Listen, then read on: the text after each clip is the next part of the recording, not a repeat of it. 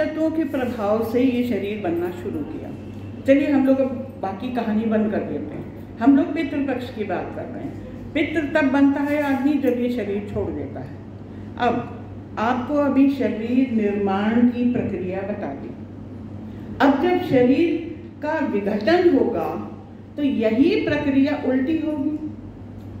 बना कैसे? दो चीज मिलके बनाना, दो चीजें एक दूसरे के ऊपर ओवरलैप कर रही हैं, इंटरमिंगल हो गई, माने एक साथ ही हो गई हैं। अब जब ये छूटेगा तो दोनों का बंधन हटना पड़ेगा, शरीर अलग हो जाएगा और ये जो जीव है, जो आत्मा है, ये अलग हो जाएगी। कुछ भी चीज कहने से पहले एक चीज मैं स्पष्ट कर दूं, मरने के बाद क्या चला जाता है? शरीर तो यहाँ रह गया, तो लेकिन शरीर तो पड़ा है पर वो जिंदा नहीं है, तो गया क्या? आत्मा गई। तो आत्मा कहाँ रहती है? परमात्मा में। तो आप जैसे ही शरीर छूटा, आत्मा तो परमात्मा में चली गई, ठीक है? तो फिर आप क्रियाकर्म कर किसका रहे हैं? आत्मा तो है ही नहीं, वो तो चली गई। और शरीर को, क्योंकि ये 5 तत्वों से निर्माण हुआ है, इसलिए हमारे हिंदू शास्त्र में, वैसे हर शास्त्र में है कि इनकी पंडितियाँ अलग अलग हैं सबकी, इसको डिसइंटीग्रेट कहते हैं, मतलब विघटन उसका करना होता है ताकि ये 5 तत्वों में अलग अलग मिल जाए।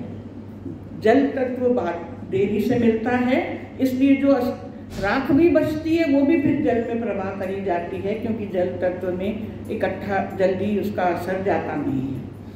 तो वायु में मिल गई, अग्नि में अग्नि तो जला ही दी, और धरती में वो जो जल के जो राख हुई वो धरती में ही, उसमें समय लगता है, बनने में भी समय लगा है और उसके विघटन में भी उतना ही समय लगता है।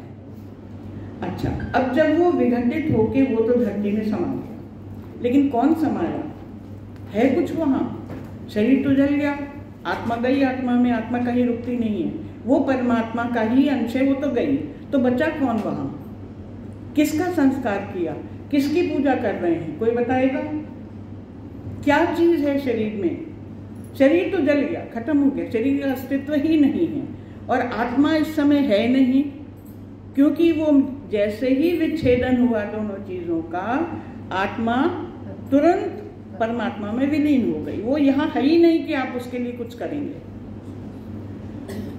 क्योंकि किसी के पास उत्तर नहीं है। हम लोग भी बहुत दिनों तक कंफ्यूज रहते थे। मुश्किल है कि ये सब बातें कोई बताता नहीं, कोई बातें इसकी कोई चर्चा ही नहीं करता। हम मरने की बात नहीं करते, अरे मत करो, आज नहीं तो कल हम भी मरेंगे, तुम भी मरोगे, सभी मरेंगे, प्रकृति का भगवान अवतार लेता है, उसको भी मरना पड़ता है। तो इसमें क्या है?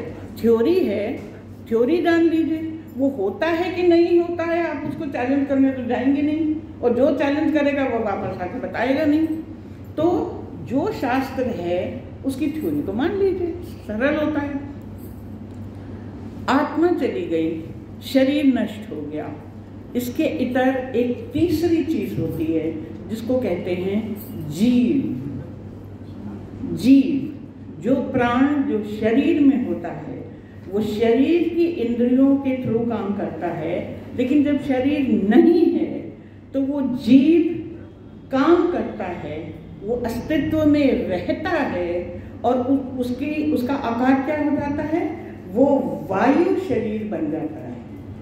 आपने देखा होगा कभी कॉमिक्स में, या ये जो सिनेमा उनमा बनते हैं ना डरावने वाले, उनमें सब में दिखाते हैं वो धुआं ऐसा घूम रहा है, वो इसी कॉन्सेप्ट को लेके कि वो वायु शरीर में जीव परिणत हो जाता है, और वायु शरीर अब परेशान हो रहा है, क्योंकि वो जहां था वो तो भैया नहीं हो जाएगा काम, उसमें तभी बड़ी जल्दी क्रियाकर्म कर दी जाती है, क्योंकि जीव कोशिश करता है कि मैं वापस जाऊं इसमें, जो कि संभव नहीं है और बड़ा कष्टदायी है, बड़ा अननेचुरल है। इसलिए हर संप्रदाय में तुरंत मृत्यु के बाद शरीर को नष्ट कर देना पड़ता है, क्योंकि हर कोई ये मानता है कि आत्मा तो चली जाएगी, आत्मा को आप न छेड़ सकते, न पकड़ सकते, न रख सकते, कुछ नहीं कर सकते। जब तक वो है तब तक उसके नियमों के अनुसार काम करिए तो वो आपको अच्छा फल